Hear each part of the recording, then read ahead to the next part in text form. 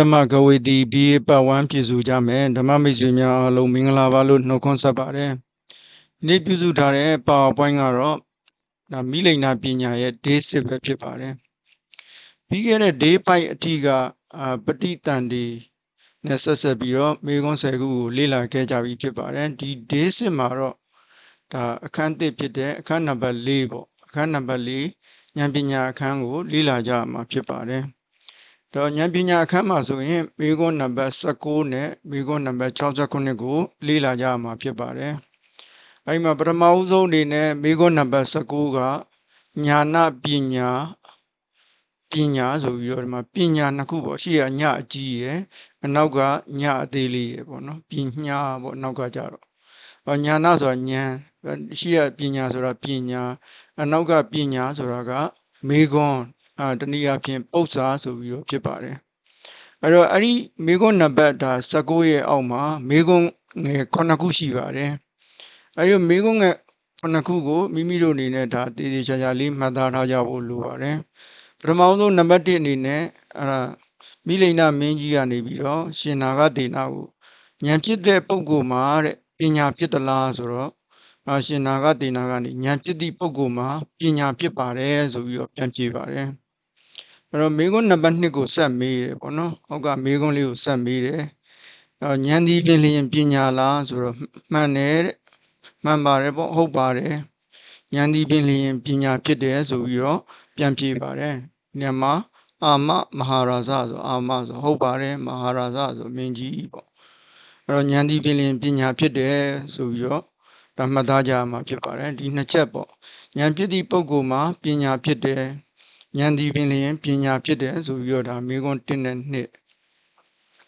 တော့ဒီမေခွန်းနံပါတ်3မှာအရှင်ဘုရားတဲ့ပုဂ္ဂိုလ်တယောက်တည်းတွင်ထိုဉာဏ်ဒီပင်လျင်ပညာအနေဖြင့်ဖြစ်ခြင်းလားထိုပုဂ္ဂိုလ်မှာတွေ့ဝမှုရှိသလားသို့မဟုတ်တွေ့ဝမှုမရှိဘူးလားဆိုတော့ဒီအထိကိုပဲဒါချုံးပြီးတော့ဒါထပ်ပြီးတော့ပြောတော့ဉာဏ်ဒီပင်လျင်ပညာဖြစ်သည်ဆိုလျင်တဲ့တွေ့မှုဖြစ်သလားတွေ့မှုမဖြစ်ဘူးလားဆိုပြီးတော့ဒါကတို့ချုံပြီးတော့ဒါမှတ်သားကြမှာဖြစ်ပါတယ်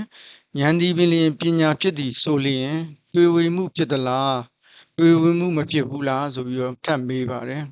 အဲ့တော့ဒီနေရာမှာတချို့ကိစ္စများမှာတွေ့ဝမှုဖြစ်တယ်တဲ့တချို့ကိစ္စများမှာတော့တွေ့ဝမှုမဖြစ်ဘူးဆိုပြီးတော့ဒီဖြေလေးကိုမှတ်သားကြမှာဖြစ်ပါတယ်မေခွန်းနံပါတ်4ပေါ့မေခွန်းနံပါတ်4မှာဘယ်နေရာပေါ့ဘယ်နေရာဘယ်ကိစ္စများမှာတွေ့တတ်ပါသလဲဆိုပြီးတော့ထပ်မေးပါတယ်အဲ့တော့ဒီနေရာမှာအချက်3ချက်နဲ့ဒါဟောကြားတော်မူပါတယ်အဲ့တော့အဖြေကဘယ်တော့မှမသင်ခဲ့ဘူးသည့်အတတ်ပညာမျိုးမသင်ခဲ့ဘူးသည့်အတတ်ပညာမျိုးမရောက်ဘူးသည့်အရက်ဒေတာမျိုးမကြားဘူးသည့်စကားလုံးမကြားဘူးသည့်အသုံးအနှုန်းမျိုးတွင်တွေ့ဝေတတ်ပါသည်တဲ့ဒီနေရာမှာခွင်းသာခွင်းပိတ်နဲ့ဉာဏ်လည်းမဖြစ်ပါပညာလည်းမဖြစ်ပါတွေ့ဝေတတ်ပါသည်ပေါ့အခုမေခွန်းဟောင်းတွေနဲ့ဒါစံပြအဖြေတွေကိုလေ့လာတဲ့အခါမှာတိုနဲ့လူရင်းကိုပေါ့နော်ထိထိမိမိနဲ့ဒါပါတဲ့တဲ့အချက်ကိုပါမှာဆိုပြီးတော့လေ့လာကြမှာဖြစ်ပါတယ်အဲဒီတော့ဒီနေရာမှာ highlight ပေးထားတာမသင်ခဲ့ဘူးသည့်အတတ်ပညာမျိုးမရောက်ဘူးသည့်အရက်ဒေတာမျိုးမကြားဘူးသည့်စကားမကြားဘူးသည့်အသုံးနှုန်းမျိုးတွင်တွေ့ဝေတတ်ပါသည်ပေါ့ဆိုတော့ဒီလောက်ဆိုရင်ဒါပြည့်စုံမယ်လို့ထင်ပါတယ်အဲ့တော့ဘယ်လိုနေရာတွေမှာတဲ့မတွေ့ဝေပါသလဲတဲ့အရှိမကဘယ်နေရာမှာတွေ့ဝေသလဲအခုကြတော့နောက်နံပါတ်5ကြတော့ဘယ်လိုနေရာမှာမတွေ့ဝေပါသလဲဆိုတော့ဒီ slide နဲ့ပတ်သက်ပြီးတော့နည်းနည်းလေးအရေးကြီးတာမှတ်သားထားကြဖို့လိုပါတယ်ပြေပုံဖြေနည်းလေးပေါ့နော်ပြေပုံဖြေနည်းလေးကဘယ်လိုလဲဆိုတော့ပညာဖြင့်သိထားပြီးဖြစ်သည်တဲ့နော်ပညာဖြင့်သိထားပြီးဖြစ်သည်မမြဲဘူးဆိုသည့်သဘောတရားတဲ့ဆင်းရဲသည်ဆိုသည့်သဘောတရားတဲ့ကိုမပိုင်ဘူးဆိုသည့်အနတ္တသဘောတရားကိုတဲ့ဉာဏ်ဖြင့်သိထားပြီးဆိုလျင်တဲ့အရှိကပညာဖြင့်သိထားပြီးဖြစ်သည်အနောက်ကကြတော့ဉာဏ်ဖြင့်သိထားပြီးဆိုလျင်တဲ့ထိုနေရာတွင်တွေ့ဝေမှုကင်းပါသည်တဲ့ဒီမှာထိုနေရာတွင်ဆိုတဲ့စကားလုံးလေးကိုအနီအောင်နဲ့ချဲ့ပေးထားပါတယ်အဲ့တော့ပညာနဲ့တည်ထားပြီးဖြစ်တဲ့ ပညာဖြင့်သိထားပြီးဖြစ်တဲ့ဆိုတဲ့အချက်ကဘာတွေလဲဆိုတော့အနိစ္စပေါ့နော်အနိစ္စမမြဲဘူးဆင်းရဲခြင်းပေါ့ဒုက္ခပေါ့ကိုမပိုင်ခြင်းဆိုတဲ့အနတ္တပေါ့ဒီအနိစ္စဒုက္ခအနတ္တကိုပညာဖြင့်သိထားပြီးဖြစ်သည်ဒီသုံးချက်ပေါ့ဒီသုံးချက်ကိုဉာဏ်ဖြင့်သိထားပြီးဆိုလျင်တဲ့ထိုနေရာတွင်တွေးဝေမှုကင်းပါသည်တဲ့ထိုနေရာတွင်တွေးဝေမှုကင်းတယ်ဆိုတာကဒီထိုနေရာဆိုတာကဒီမမြဲဘူးဆင်းရဲတယ်ကိုမပိုင်ဘူးဆိုတဲ့နေရာကိုဆိုလိုခြင်းဖြစ်ပါတယ်မမြဲဘူးဆိုတာဟုတ်မဟုတ်ပါမလားဆင်းရဲတယ်ဆိုတာဟုတ်မဟုတ်ပါမလားကိုမပိုင်ဘူးဆိုတာဟုတ်မဟုတ်ပါမလားဆိုတဲ့အဲ့ဒီလိုတွေးဝေမှုမဖြစ်ဘူးတဲ့တွေးဝေမှုကင်းပါတယ်ဆိုပြီးတော့ဒီလိုနားလည်ထားကြမှာဖြစ်ပါတယ်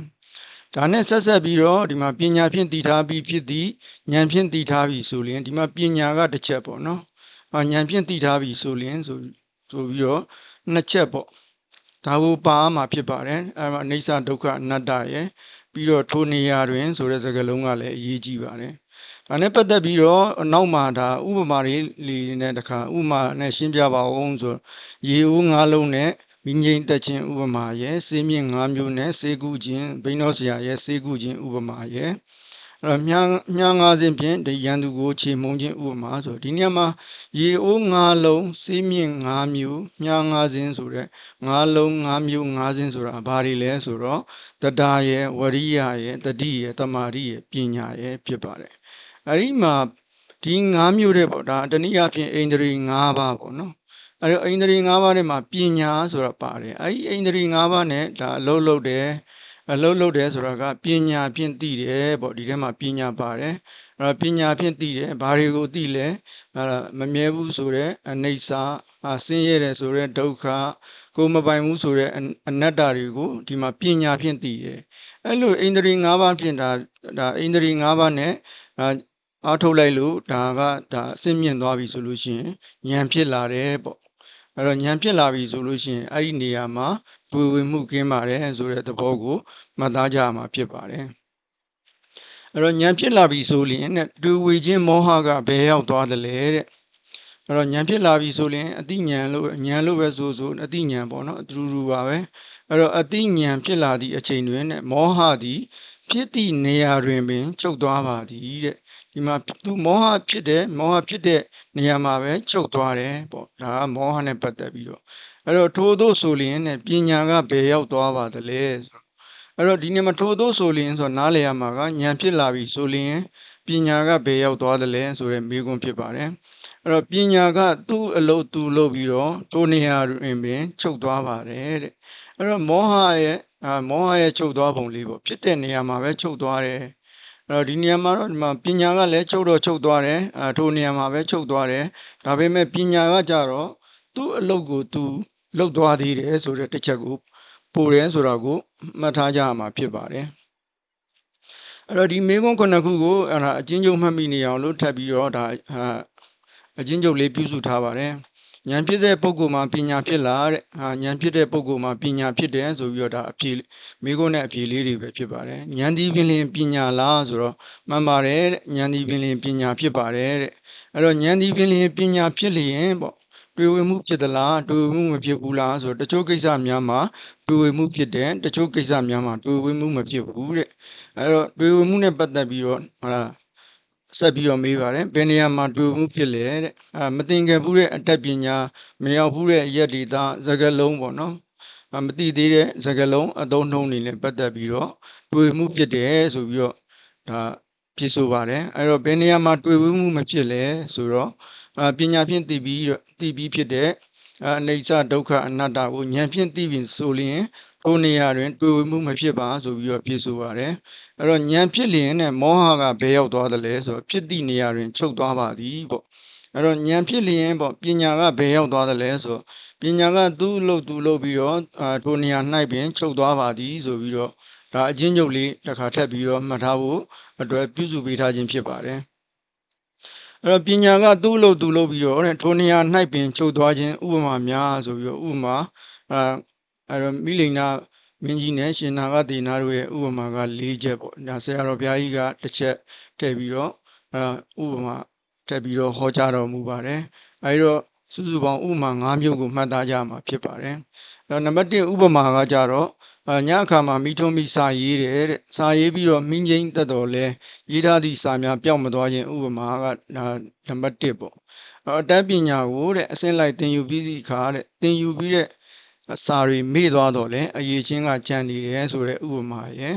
နောက်တစ်ခါရေအိုး၅လုံးဖြင့်မိငိမ့်တက်သည့်ဥပမာဆိုပြီးတော့နံပါတ်3ဖြစ်ပါတယ်ဒါကဘိန်းတော်ဆရာရဲ့ဥပမာဘိန်းတော်ဆရာကဆေးမြင့်၅မျိုးကိုပေါင်းဆက်ပြီးတော့ဆေးပေါ်ခြင်းဥပမာပေါ့ဒါကမြား၅စင်းဖြင့်ရန်သူကိုချိန်ပုံးသည့်ဥပမာဆိုစုစုပေါင်းဥပမာ5ခုဖြစ်ပါတယ်အဲ့တော့ညာနာပေါ့ဉာဏ်နဲ့ပညာရှင်းလင်းဟောကြားချက်များတဲ့အဲ့တော့ရှင်းလင်းဟောကြားချက်များကိုလည်းဒါမှတ်ထားကြမှာဖြစ်ပါတယ်ညာနာနဲ့ပညာဝါဒ2မျိုးကိုတဲ့မြမပြည်တွင်ခွဲခြားပြောလိမ့်မရှိဘူးတဲ့ညာနာကိုဉာဏ်ဟုပြန်ပြီးတော့တဲ့ဘာသာပြန်ပြီးတော့ပေါ့အဲ့တော့ပညာကိုပညာဟုပင်ပြန်လေးရှိပါတယ်တဲ့မြန်မာစကားမှာတဲ့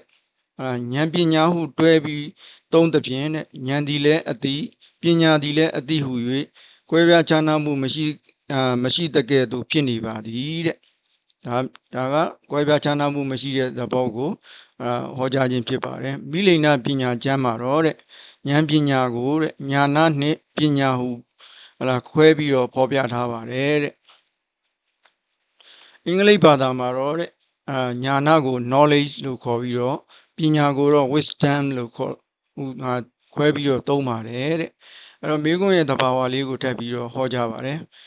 မိလိန်နာမင်းကြီးကတဲ့ဉာဏ်ဖြစ်သည့်ပုဂ္ဂိုလ်တွင်ပညာဖြစ်ပါသလားဟုမိဂုံးမှာတဲ့ဒါအင်္ဂလိပ်လိုပြောရင်တော့ knowledge ရှိတဲ့ပုဂ္ဂိုလ်မှာ wisdom ဖြစ်ပါသလားဟုမေးခြင်းဖြစ်ပါတယ်တဲ့အဲ့တော့ရှင်နာဂတေနာကဉာဏ်ဖြစ်တဲ့ပုဂ္ဂိုလ်မှာပညာဖြစ်သည်လို့ဒါမိဂုံးရဲ့အစဆုံးမိဂုံးရဲ့သဘောကိုရှင်းပြတော်မူပါတယ်အဲ့တော့ဒီညမှာဉာဏ်ဆိုတာဘာလဲပညာဆိုတာဘာလဲကိုအဓိပ္ပာယ်ဖွင့်ဆိုပြီးထားပါတယ်ဉာဏ်ဆိုဒီမှာတဲ့သင်ပေး၍တိလာသည့်အတိပင်ဖြစ်ပါတယ်တဲ့ဒါနဲ့ပတ်သက်ပြီးတော့ batch 1မှာမေးသွားပါတယ်ဉာဏ်ဆိုဒီမှာသင်ပေး၍တိလာသည့်အတိပင်ဖြစ်ပါသည်အဲ့တော့တိလာတဲ့အတိပေါ်တွင်အခြေခံပြီးတော့တဲ့နားလည်နိုင်စွမ်းရှိသည့်အရေးချင်းကိုပညာဟုဆိုရမည်ဖြစ်ပါသည်တဲ့အဲ့တော့ဒီနေရာမှာတိလာသည့်အတိပေါ်တွင်အခြေခံပြီးတော့နားလည်နိုင်စွမ်းရှိသည့်အရေးချင်းကိုပညာဟုဆိုရမည်ဖြစ်ပါသည်တဲ့အဲ့တော့မေဂုံဟောင်းကိုလေ့လာတဲ့အခါမှာအဲ့ဒါ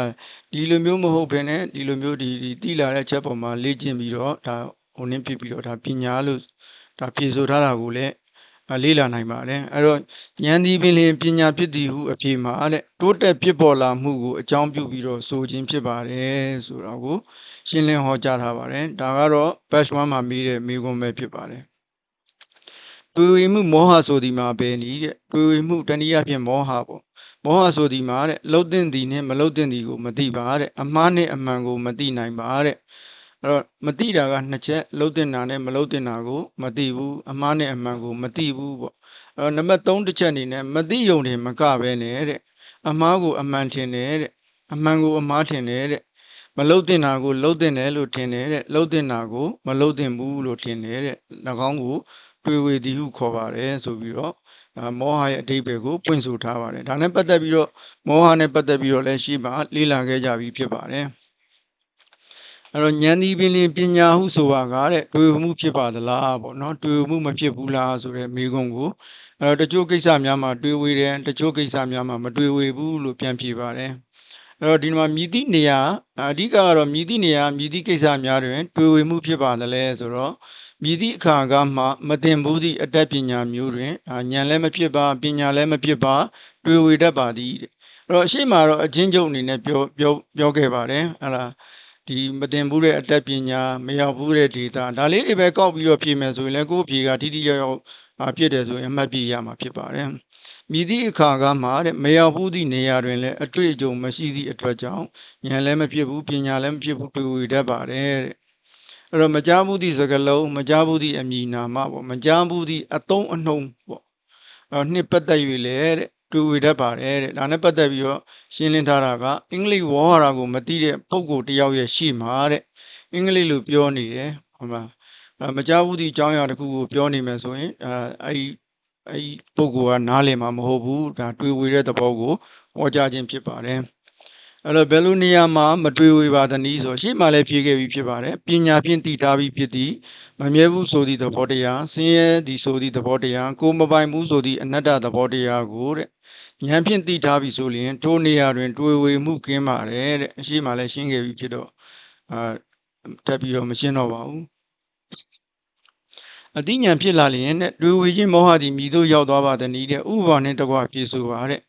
အဲ့တော့ဒါတွေကရှေ့မှာတော့အချင်းချုပ်အနေနဲ့မေခွန်းနဲ့ဖြေကိုဒါကတော့ရှင်းလင်းဟောကြားချက်ထဲမှာဒါထည့်ပြီးတော့ထပ်မှန်ပြီးတော့ထည့်ပြီးတော့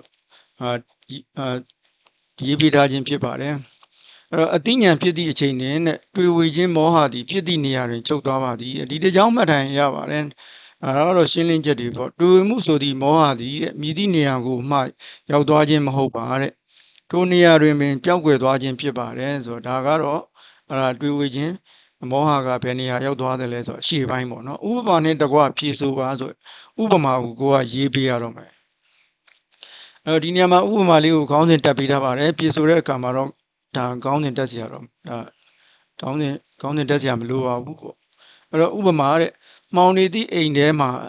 မီးအလင်းနိုင်တွန်းလိုက်သည့်အခါတဲ့အခန်းထဲမှာအမှောင်များသည်အခန်းထဲမှာပင်ပျောက်သွားတယ်တဲ့အလင်းအောင်ရောက်လာသည့်နဲ့တပြိုင်နက်တဲ့အမှောင်သည်ထိုနေရာ၌ပင်ချုပ်သွားပါတယ်တဲ့ဒီနေရာမှာအမှောင်ဆိုတာကမောဟနဲ့တူပါတယ်အဲ့တော့အလင်းရောက်လာသည့်နှစ်ဆိုတာကဒါကကြတော့ပညာနဲ့တူတယ်ပေါ့ဉာဏ်နဲ့တူတယ်ပေါ့ရှေ့မှာကြတော့ဉာဏ်မှာတုံထားတဲ့အတိဉာဏ်နဲ့မောဟနှစ်ခုဖြစ်တဲ့အတွက်ဒီနေရာမှာအလင်းရောင်သည်အတိဉာဏ်နဲ့တူတယ်မောဟသည်အမှောင်နဲ့တူတယ်အဲ့တော့အတိဉာဏ်နဲ့အမှောင်ဆိုတာကစန့်ကျင်ဘက်သဘောတရားဖြစ်ပါတယ်အလင်းရောက်လာတာနဲ့အမှောင်ကအဲ့ဒီနေရာမှာပဲပျောက်ကွယ်သွားတယ်ဒါကိုမှတ်သားထားကြမှာဖြစ်ပါတယ်အဲ့တော့ပညာနဲ့ပတ်သက်ပြီးတော့ဥပမာပေးတဲ့အခါမှာဒီအလင်းအမှောင်ကိုဒါအဓိကထားပြီးတော့ဥပမာပေးတယ်ဆိုတာကိုလည်းမှတ်သားထားကြဖို့လိုပါတယ်အဲ့တော့ထိုဥပမာအတိုင်းပင်ဉာဏ်ဖြစ်ပေါ်လာသည်နှင့်တပြိုင်နက်မောဟသည်ထိုနေရာတွင်ပင်ပျောက်သွားပါတယ်ဆိုပြီးတော့ဒါဥပမာလေးကိုဟောကြားထားပါတယ်အတိညာဖြစ်လာရင်ပညာသည်မြည်သည့်နေရာရောက်သွားပါတယ်လဲဆိုတော့ဒါအရှိမမောဟကဘယ်နေရာရောက်သွားတယ်လဲအခုဟာကကြတော့ပညာသည်တဲ့သူ့အလုပ်သူလုပ်ပြီးတော့ထိုနေရာ၌ပင်ချုပ်သွားပါတယ်တဲ့အလုပ်တစ်ခုလုပ်ပြီးဒါကတော့ဒီတစ်ကြောင်းကတော့ကြက်ထားရမယ်ဒါကတော့ဖတ်ထားရမှာပေါ့နော်အဲ့တော့အလုပ်တစ်ခုလုပ်ပြီးသည့်နေရာတွင်ပညာသည်လည်းအနိစ္စသဘောရှိတယ်တဲ့ဖြစ်ပြီးလျင်ပျောက်ကွယ်သွားတဲ့သဘောရှိသည်တဲ့သူကိစ္စကိုလှုပ်ဆောင်ပြီးနောက်တွင်ပညာသည်လည်းထိုနေရာ၌ပင်ချုပ်သွားပါတယ်ဆိုပြီးတော့ဒါအတိညာဖြစ်လာရင်ပညာသည်မြည်သည့်နေရာရောက်သွားပါတယ်လဲဆိုတော့အဖြေပဲဖြစ်ပါတယ်အဲ့တော့ထပ်ပြီးတော့ရှင်းထားတယ်ဒါတွေကတော့ဖတ်ထားရမှာဖြစ်ပါတယ်ဒီမှာစာမေးပွဲဖြေဆိုတဲ့အခါမှာတူတူချင်းချင်းနဲ့တီတီမိမိဖြေဆိုရမှာဖြစ်တဲ့အတွက်ဒါမိမိတို့အနေနဲ့ဒါဖြေဆိုတတ်အောင်လဲလေ့ကျင့်ထားဖို့လိုပါတယ်အဲ့တော့ပညာကတဲ့သူကိစ္စသူလုပ်သည်ဆိုသည်မှာတဲ့သဘာဝတရားဤမမြဲခြင်းကိုသိတယ်အနိစ္စပေါ့အဲ့တော့ဆင်းရဲသည်ကိုသိတယ်ဒုက္ခအတ္တမဟုတ်သည်ကိုသိတယ်ဆိုတော့အတ္တမဟုတ်တာကအနတ္တပေါ့နော်အနတ္တကိုသိတယ်အတ္တမဟုတ်သည်ကိုသိတယ်တို့သိခြင်းကိစ္စလုပ်ပြီးသည့်နောက်တွင်ပညာကချုပ်ွယ်သွားပါတယ်တဲ့ပညာချုပ်သွားတော့လေတဲ့ပညာဖြင့်သိထားသည့်မမြဲသည့်သဘာဝအစင်းရဲသည့်သဘာဝကိုမပိုင်သည့်သဘာဝမှာတဲ့ချုပ်သွားခြင်းမဟုတ်ပဲရှိနေတယ်တဲ့အဲ့တော့ပညာမှာဖြစ်ပြီးလျင်ချုပ်သွားတယ်သဘာဝတရားကြီးမှာရှိနေတယ်ပြောချင်တာကပညာကဖြစ်ပြီးတော့ချုပ်သွားတယ်ဒီမှာအနိစ္စဒုက္ခကတော့သူ့အနေနဲ့သူသဘာဝအတိုင်းသဘာဝကြီးကတော့ရှိနေတယ်ဒါကိုဆိုလိုခြင်းဖြစ်ပါတယ်အဲ့တော့အနိစ္စဒုက္ခအနတ္တဟုတည်ခြင်းကိစ္စဆောင်ရွက်ပြီးတဲ့တည်သွားသည့်အခါတွင်ပညာသည်ချုပ်သွားတော်လဲထိုပညာဖြင့်တည်ပြီးဖြစ်သည့်အတိသည်တဲ့ပျောက်သွားခြင်းမဟုတ်ပါဘူးဆိုလိုပါသည်တဲ့ဒီနေ့မှာအတိဆိုတဲ့နေရာကိုဒါအတိဉာဏ်လို့ယူရမှာဖြစ်ပါတယ်ဒီမှာပညာချုပ်သွားတယ်ပညာဖြင့်တည်ပြီးဖြစ်တဲ့အတိဆိုတာကအတိဉာဏ်ကိုယူပြီးတော့အတိဉာဏ်ကပျောက်သွားခြင်းမဟုတ်ပါလို့ဆိုလိုပါတယ်အတိဉာဏ်ဆိုတာကိုဒါနည်းနည်းတဲဝင်ပြောမယ်ဆိုလို့ရှိရင်တော့ဒါအတိဉာဏ်ဆိုတာကတော့အတိဉာဏ်ဆိုတာကတရားထူးတရားမြတ်ရတယ်လို့ဒါဆိုလိုခြင်းတဲ့သဘောမျိုးဖြစ်ပါတယ်တနည်းပေါ့တနည်းဆိုတာကတော့ဒီနေရာမှာမေးခွန်းလေးကိုဒါကိုကမေးခွန်းလေးနှိုင်းချွတ်မေးလာရင်ဒါဖြေတတ်အောင်ထည့်ထားပေးပါတယ်ပညာသည်တဲ့သူ့အလုပ်ကိုသူလုပ်ပြီးပျောက်ကွယ်သွားသည်ဟုဆိုရ၌ပညာဤအလုပ်ကိုဖြေဆိုပါတဲ့ ဒီနေရာမှာတော့ပညာဤအလုပ်ကိုဖြေဆိုပါဆိုအဲ့တော့တခြားနေရာကနေဖြေမှာဆိုလို့ပညာသည်သူ့အလုပ်ကိုသူလုပ်ပြီးပျောက်ကွယ်သွားသည်ဟုဆိုရ၌ပညာဤအလုပ်ကိုဖြေဆိုပါဆိုလို့ရှိရင်ပညာဤအလုပ်မှာတဘာဝတရားဤမမြဲခြင်းကိုသိခြင်းဆင်းရဲသည်ကိုသိခြင်းကိုမပိုင်သည့်အနတ္တဒါမှမဟုတ်ရင်အတ္တမဟုတ်သည်ကိုသိခြင်းဖြစ်ပါသည်ဆိုပြီးတော့ဒီသုံးချက်သည်ပညာရဲ့အလုပ်ပဲဖြစ်ပါတယ်အဲ့တော့ဒါနဲ့ပတ်သက်ပြီးတော့မိလိန်နာမင်းကြီးကနေပြီးတော့ဥမာလေးနဲ့ရှင်းပြပါဆိုတော့ဥမာ1မှာညအခါမှာမိတွန်းပြီးတော့စာရေးတယ်စာရေးပြီးတော့မိငိမ့်လိုက်တော့လည်းပဲရေးထားသည့်စာများပျောက်မသွားခြင်းတဲ့လူတယောက်ဒီညအခါမှာစာရေးပြီးတော့ပို့စရာရှိသဖြင့်စရေးကိုခေါ်တယ်တဲ့အရင်တော့ကတော့ကိုယ်တိုင်မရေးဘူးပေါ့ဒါစရေးထားတယ်ဆိုတဲ့သဘောမျိုးဖြစ်ပါတယ်အဲ့တော့မိတွန်းပြီးတော့စာရေးခိုင်းတယ်ဒါစရေးကိုစာရေးခိုင်းတယ်စာရေးပြီးတဲ့အခါမှာမိငိမ့်လိုက်တယ်တဲ့မိငိမ့်လိုက်တော့လည်းပဲရေးထားသည့်စာပျောက်မသွားဘူးတဲ့ကြံရစ်နေတယ်တဲ့အဲဒီလိုပဲပေါ့နော်တိုကဲသို့ပင်တဲ့ပညာသည်သူသိရမယ့်ကိစ္စကိုသိပြီးတော့ပညာချုပ်သွားတော့လေတဲ့ပညာဖြင့်သိထားသည့်အကြောင်းအရာကကြံနေပါတယ်ဆိုတဲ့ဥပမာကိုရှင်းပြပါတယ်ဆရာတော်ဘုရားကြီးကလက်ရှိခေတ်နဲ့ဒါအခြေအနေကိုရှင်းပြတော်မူပါတယ်ဥပမာ2ပေါ့နော်အတန်းပညာကိုအဆင့်လိုက်သင်ယူပြီးတော့အရေးချင်းကြံခြင်းဆိုပြီးတော့လူငယ်များမှာတဲ့မူလတန်းသင်ပြီးလို့ရှိရင်အလယ်တန်းတက်တယ်အလယ်တန်းပြီးလို့ရှိရင်အထက်တန်းတက်တယ်အထက်တန်းရောက်ရင်အလယ်တန်းကစာတွေကမေ့သွားပြီတဲ့သို့တော့ကြံနေသည်မှာအရေးချင်းကကြံနေတယ်တဲ့ဒါမူလတန်းအလယ်တန်းအထက်တန်းပေါ့ဒါလေးမှတ်ထားပြီးတော့စေပညာသင်ယူရမှာလေတဲ့ပထမနှစ်ကအရေးချင်းဒုတိယနှစ်ကအရေးချင်းအကြောင်းအရာအချို့ကိုမေ့ခြင်းမေ့မယ်တဲ့အရေးချင်းကတော့ကြံနေတယ်တဲ့အဲ့တော့ထိုအရေးချင်းကြံရစ်တဲ့ကဲ့သို့အသိပညာနှစ်သိထားတဲ့အရာသည်ပျောက်မသွားတော့ပါတဲ့ပညာသင်သည့်အလုံးမှာပြီးသွားရပါသည်ဆိုပြီးတော့ဒါကတော့အတန်းပညာသင်ယူခြင်းဥပမာဆိုပြီးတော့ပြုစုပေးထားပါတယ်ဒီဥပမာကတော့ဒါ၅လုံး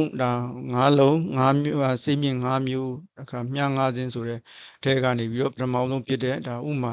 3ပေါ့နော်အဲ့တော့ရေအိုး၅လုံးဖြင့်မိငိမ့်သက်သည့်ဥပမာတဲ့ဒီအရှေ့ပိုင်းပေါ့နိုင်ငံများမှာဆိုအိန္ဒိယနိုင်ငံအရှေ့ပိုင်းနိုင်ငံလို့ဟောခြင်းတဲ့သဘောမျိုးဖြစ်ပါတယ်ရှေ့ပိုင်းနိုင်ငံများမှာတဲ့မိဘကာကွယ်ရင်အတွက်အိမ်တိုင်းတွင်ရေအိုး၅လုံးစောင့်ထားရသည်တဲ့အဓိကတော့အိမ်တိုင်းမှာရေအိုး၅လုံးစောင့်ထားတယ်မီးလောင်တဲ့အခါမှာရေအိုးတွေကိုအိမ်ပေါ်သို့ပစ်တင်ကြတယ်တဲ့အရင်တုန်းကတော့ဒါမြေအိုးတွေပေါ့နော်မြေအိုးတွေတုံးကြတယ်ရေထည့်ထားတယ်ပေါ့ပစ်တင်လိုက်လို့ရှိရင်ရေဖြန်းပြီးသားဖြစ်သွားတယ်ပေါ့မီးငြိမ်းသွားတယ်အဲ့ဒီရေအိုးတွေကလည်းဒါပြစ်တင်ပြီးပြုတ်ကြရင်တော့ကွဲသွားပြီးတော့ဒီရေအိုးများနဲ့ပတ်သက်ပြီးတော့နောက်ထပ်လှုပ်เสียမရှိတော့ဘူးတဲ့ပြီးသွားပြီဖြစ်ပါတယ်တဲ့ထိုရေအိုးများကိုထပ်သုံးပြီဆိုသည့်စိတ်ကူးမရှိတော့ဘူးတဲ့ထိုအိုးများကိုမသုံးတော့ပါတဲ့ဒီနေရာမှာရေအိုး၅လုံးပါသွားပြီမီးငိမ့်တက်တယ်ပါသွားပြီဒီနေရာမှာရွာသားတွေပေါ့နော်မီးလောင်ဒီအခါရွာသားတွေတခုကြံနေပါတယ်မီးလောင်တဲ့အခါမှာရွာသားတွေကဒီရေအိုးတွေကိုအိမ်မော်တို့ပြစ်တင်ကြတယ်ပေါ့ဆိုတော့ရေဖြန်းပြီးတော့ဒါရေဖြန်းပြီးသားဖြစ်သွားတယ်ဒီရေအိုးတွေနဲ့ပတ်သက်ပြီးတော့လှုပ်ရှားမရှိတော့ဘူးဆိုတော့ကိုဟောကြားတော်မူပါတယ်အဲ့ဒီဥပမာအတိုင်းပဲတဲ့အိမ်တိန်တွင်ရေအိုး၅လုံးထားတဲ့ကဲ့သို့တဲ့ယောဂီပုဂ္ဂိုလ်တွင်ဣန္ဒြေ၅ပါးဖြစ်သည့်စိတ်ဤအရေးချင်း၅ရက်ရှိပါတယ်စိတ်ဆွမ်းအား၅မျိုးလို့လည်းခေါ်တယ်စိတ်ဤအရေးချင်း၅မျိုးပေါ့အဲ့ဒါကဘာတွေလဲဆိုတော့တရားရဲ့ဝရိယရဲ့တတိရဲ့တမာတိရဲ့ပညာရဲ့ပေါ့ဒီစိတ်ရဲ့အရေးချင်းဆိုတာကတော့ဒါလူတွေမှာရှိကြတယ်သို့တော်လဲပေါ့နော်ဒီမလေ့ကျင့်လို့ရှိရင်ဒါဣန္ဒြေတွေကမထက်လာဘူးဒီသဘောကိုလည်းနားလည်ကြရမှာဖြစ်ပါတယ်ဒါကိုဝိပဿနာတရားအားထုတ်ပြီးဆိုလို့ရှိရင်တဲ့တရားဆိုသည့်ယုံကြည်ချက်ရှိသည့်အားလျော်စွာတဲ့ကြိုးစားအားထုတ်မှုဝရိယတရားရဲ့ဝရိယရဲ့နောက်စိတ်ဖြင့်လောက်ရမည်စိတ်ဖြင့်လောက်ရမည်နောက်တစ်ခါစိတ်ဖြင့်အာယုံယူရမည်အပေါ်တွင်အမှတ်ရမှုတတိတဲ့စိတ်အားလုံးစူးစီးထားနိုင်မှုတမာတိနှင့်တဲ့အမှန်သိအောင်စွမ်းဆောင်မှုပညာဆိုသည်ဆိုဒီနေရာမှာတရားပါသွားပြီဝရိယပါသွားပြီတတိပါသွားပြီတမာတိပါသွားပြီပညာပါသွားပြီ၅ချက်ကိုဟောပါတယ်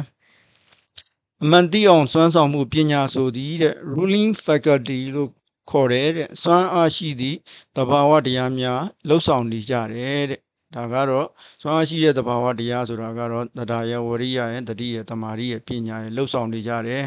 အဲ့ဒီရေအိုး၅လုံးကိုမိငိမ့်သည့်အခါတွင်တဲ့အသုံးပြုလိုက်တဲ့ကဲ့သို့တဲ့ ထိုသရဝရိယတတိတမာတိပညာတို့ကိုအသုံးချလိုက်တယ်တဲ့ဒီနေရာမှာမှတ်ဖို့ဒီအပိုက်ပေါ့နော်ဒီအပိုက်ကအရေးကြီးပါတယ်ဒီအပိုက်ကကြတော့ရေအိုး၅လုံးသည်အိန္ဒြေ၅ပါးနှင့်တူပါသည်ပေါ့ကိုရေကိုအသုံးချပြီးတော့မိငိမ့်သည်ရွာသူရွာသားများသည်ကမ္မထံအာထုတ်သည်ယောဂီနှင့်တူပါသည်ကိလေသာသည်မိလောင်သည့်လောင်သည့်မိနှင့်တူပါသည်ဆိုပြီးတော့တူရပေါ့၃မျိုးရေအိုး၅လုံးကအိန္ဒြေ၅ပါးရွာသားတွေကမိငိမ့်တဲ့ရွာသားတွေကကမ္မထံအထုတ်တဲ့ယောဂီပုဂ္ဂိုလ်တွေနဲ့တူတယ်ကိလေသာကကြတော့လောင်နေတဲ့မိနဲ့တူတယ်ဆိုပြီးတော့၃မျိုးနဲ့တူကြောင်းဟောကြားပါတယ်အဲ့တော့မိလောင်ပြီဆိုရင်တဲ့ရေအိုးများပြက်ခွဲပြီးတော့ညှိမ့်ကြတယ်တဲ့ရေအိုး၅လုံးနဲ့မိငိမ့်တဲ့ကဲ့သို့တဲ့အိန္ဒြေ၅မျိုးစွမ်းအား၅ခုဖြင့်ကိလေသာမိကိုညှိမ့်တတ်ကြတယ်တဲ့တို့တို့ညှိမ့်သက်လိုက်သည့်အခါတွင်တဲ့ကိလေသာများသည်နောက်ထပ်ပြန်မဖြစ်နိုင်တော့ပါတဲ့ဒို့သောပင်နဲ့အနိစ္စဒုက္ခအနတ္တဟုသိခြင်းကိစ္စဆောင်ရွက်ပြီးတိသွားသည့်အခါတွင်နဲ့ပညာသည်ချုပ်သွားတော်လဲပဲတဲ့ထိုပညာဖြင့်သိပြီးသားအတိသည်တဲ့ပျောက်သွားခြင်းမဟုတ်သဖြင့်ပြန်လို့เสียမလိုတော့ပါဟုဆိုလိုပါတယ်တဲ့ဒီနေရာမှာနံပါတ်မေးခွန်းအရှိမမေးခွန်းငယ်နံပါတ်5ကိုတော့တည်တည်ချာချာလေးပြန်ပြီးတော့ပညာဖြင့်သိထားသည်ပေါ့နော်ပညာဖြင့်သိထားသည်အနိစ္စဒုက္ခအနတ္တကိုဉာဏ်ဖြင့်သိထားပြီဆိုလို့ရှိရင်အဲဒီခုနအနိစ္စဒုက္ခအနတ္တသိခြင်းဆိုတဲ့နေရာမှာတွေ့ဝေခြင်းမရှိတော့ဘူးဆိုတဲ့အချက်ကိုတော့ဒီချာချာလေးပိုင်နိုင်လေးလာထားကြဖို့အကြံပြုအပ်ပါတယ်ဒီနေ့တော့ဒီလောက်နဲ့ပဲရထားပါစေနောက်နေ့တွေဆက်တင်ပေးသွားပါမယ်အားလုံးကိုကျေးဇူးတင်ပါတယ်